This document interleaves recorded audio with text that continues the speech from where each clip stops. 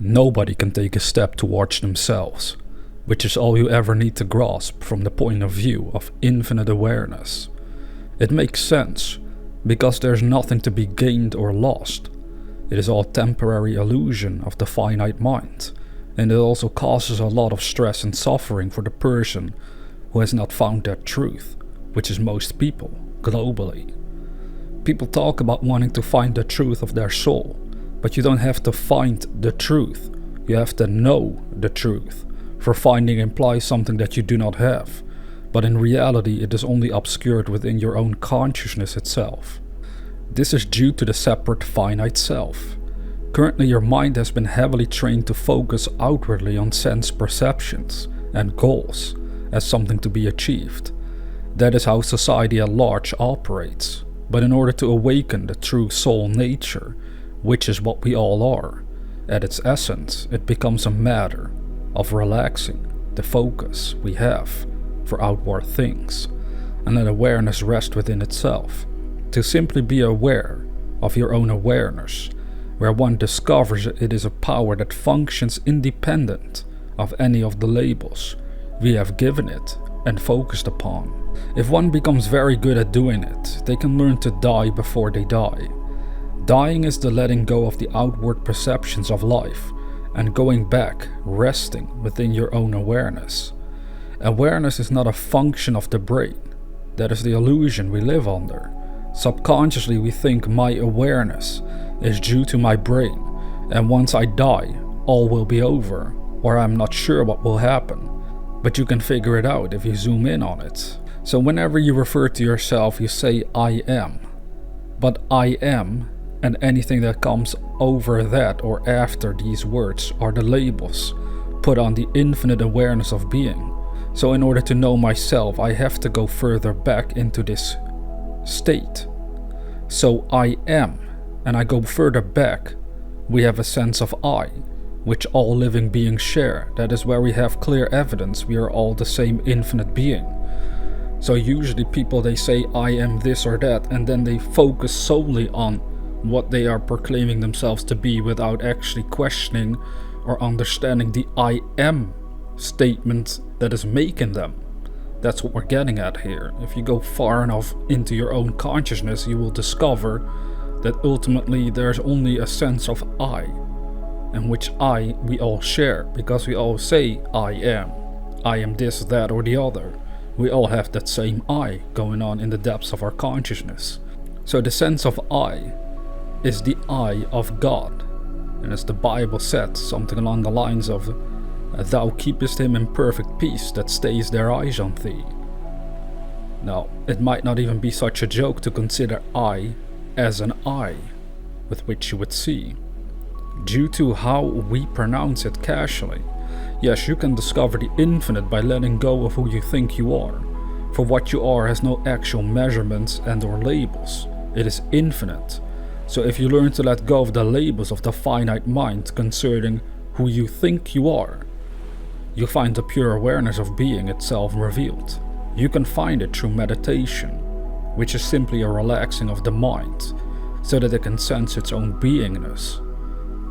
In order to help someone that is not trained enough to do this, the ancient texts, like Hinduism, would say, one meditates and learns to say, not that, and not that. Every time a thought comes, a worry, a sensation about who you think you are, instantly one says, in the calmness of meditation, not that, knowing I am not that is not my infinite being. All you have to do in order to find infinite awareness is to let go of finite conceptions and recognize what the finite conceptions are. This will all unfold slowly but surely. That is in ancient times what they suggested learning, to discern the real from the unreal. But all of it automatically makes more and more sense as you simply become aware of your own awareness of being, for awareness is all we ever really are.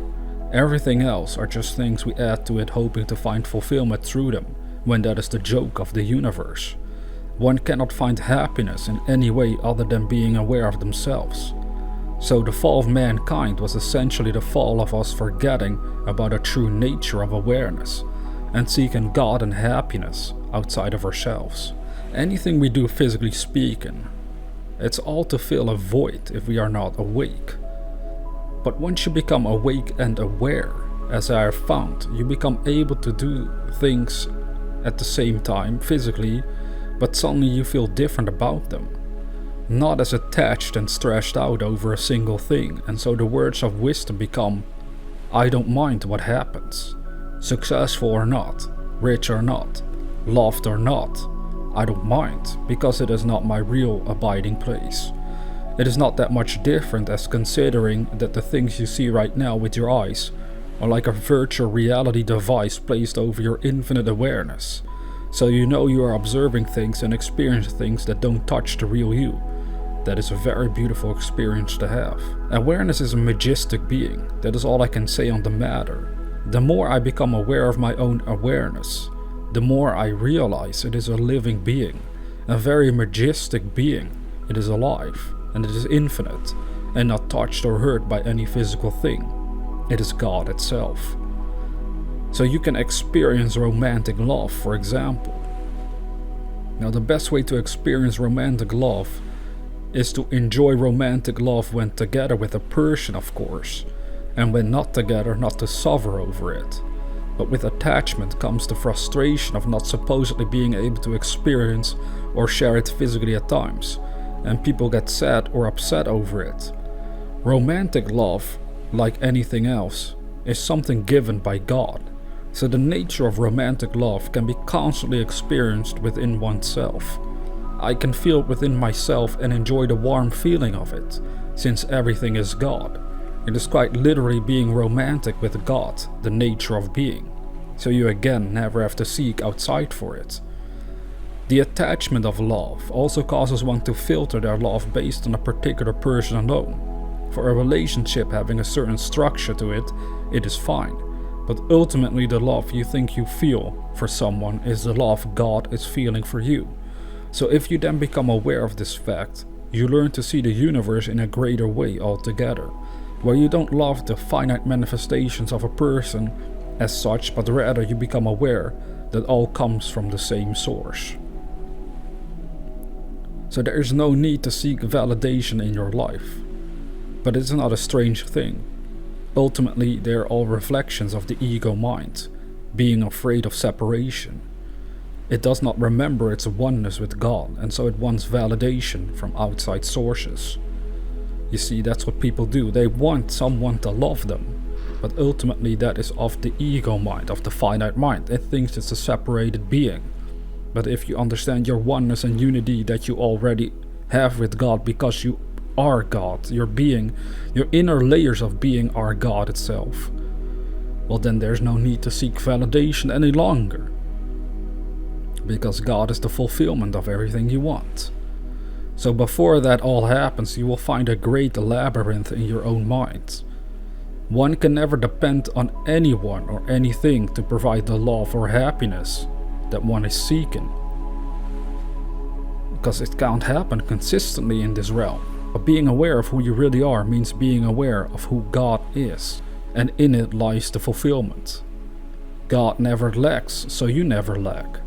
So it's not so much that you want to feel loved by someone, rather as it is a void inside yourself that makes you feel like there's a need to be loved by someone in particular. When love is all there is, once you become aware of your own nature, regardless, I'm sure you can have loving moments when you are together with people anyway.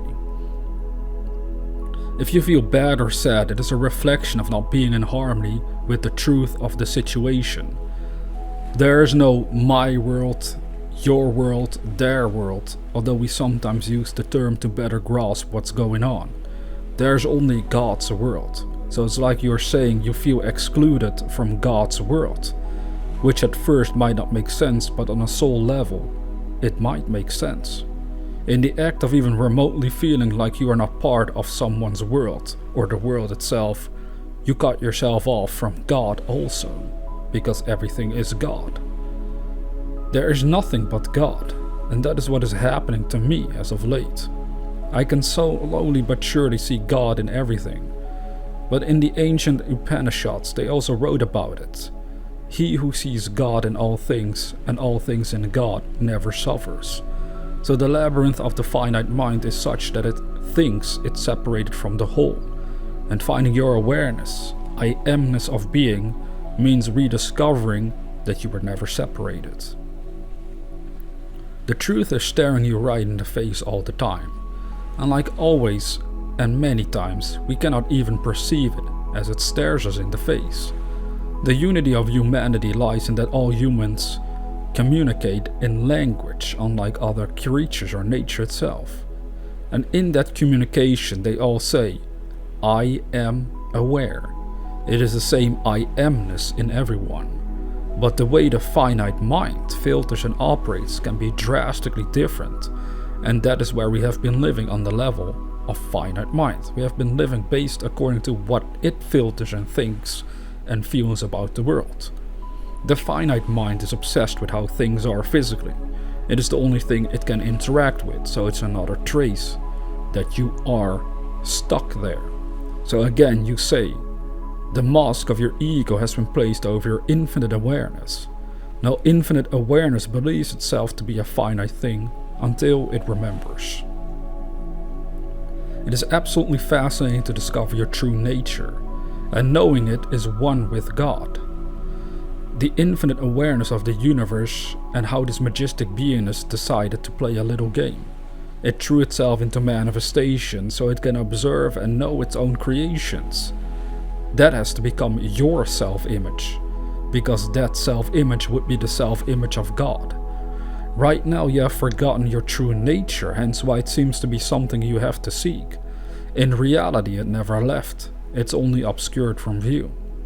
But as Renil in this case is my name, this body-mind identity, it was all God itself throwing itself into manifestation as this person, wanting to experience physical reality just for fun. But we start suffering because we forget the God particle in us, so we feel separated from the whole and seek desperately to fix it. That is essentially God forgetting that he was God, as Neville would say. But of course God had to forget he was God or he could not become us. He can't enter physical world being a total God. Because 1, the world could not hold such a being, and 2, if that were to happen, the beingness of God would no longer be infinite but suddenly be finite again, but it's infinite. And therefore it can't entirely, literally enter the finite world itself. It needs sort of finite manifestation in order to operate in the finite world. And this right now is our experience in the finite world. But our basis, our foundation, our core is still attached and in connection with infinite awareness. So in order to play the game of everlasting life and have something to do, God simply manifests itself as creation for all of eternity. Things move into form and out of form. God is never bored. He has always something to do. Going to the statement that some would say, I am God. If you say it as a human, well, I would say it would be better to go with a statement such as I am awareness. But it depends heavily on the person, because God is just another term for awareness.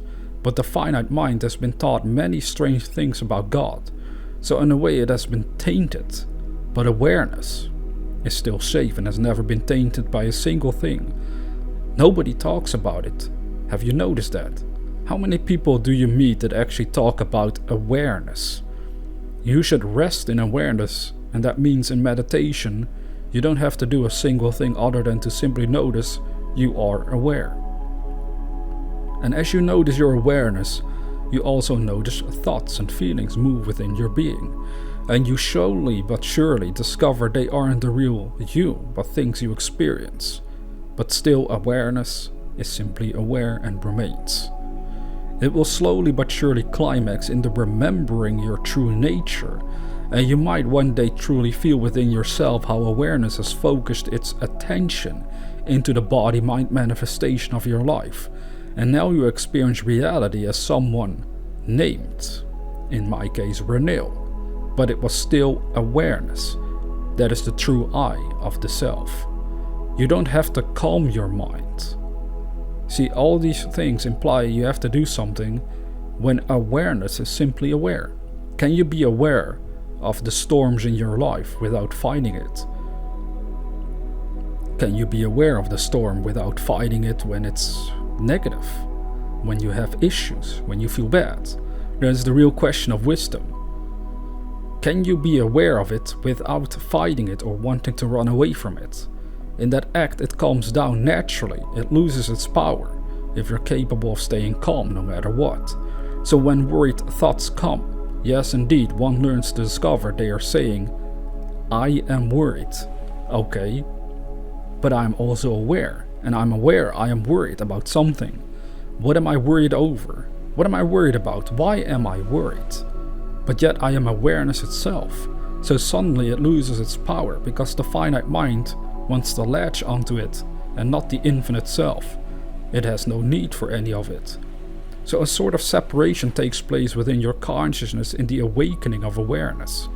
You realize you are aware of things that in the past controlled you, but now you learn to observe them and simply know, I am experiencing the thought of worry. That's all. It doesn't mean I have to feel that my whole life is going wrong, or I should quickly take drugs or something to get rid of it. All the worries are of the finite mind. At the very heart of it all is the finite mind running the show. For most people, to find awareness means a catastrophe has to happen. They would need to be shaken and hurt so intensely. They realize this is no longer any good. I have to find the truth. I suppose that is what happened to me in the past. So two things can happen with people. One, they stay in the finite mind and develop more and more crazy behavior. Or two, they realize there must be something greater to life that I'm missing. And it seems my current point of view is worthless. It's causing me to suffer non-stop. I have to break free, and then they go on a journey to rediscover God. Careful analyzation can show you how this happens in people's lives. Not everyone comes out better after intense suffering. Some go insane indeed. Discovering your awareness is a great delight, great joy and peace of mind. For all is God after all. The only unresolved issues we ever face is our own sense of a limited separate self. So I don't have any unresolved issues anymore after discovering this to be the case. And it will be the same for you. So the reassurance you seek is to be found in God's infinite being. No human can give you assurance of anything. Don't put your faith in people, for they will let you down. Watch how the finite mind might consider that a sad or bad statement. The idea of people letting me down. That sounds like a sad point of view to the ego. But to God it's wise, since there is nothing but God. The assurance you seek from a person is built on sand. It can crash down easily due to numerous reasons. The assurance sought in God's infinite being is stable and a great delight. It brings you to an understanding that everything will be just fine, for God is with me, the finite self, that seems to be worrying all the time.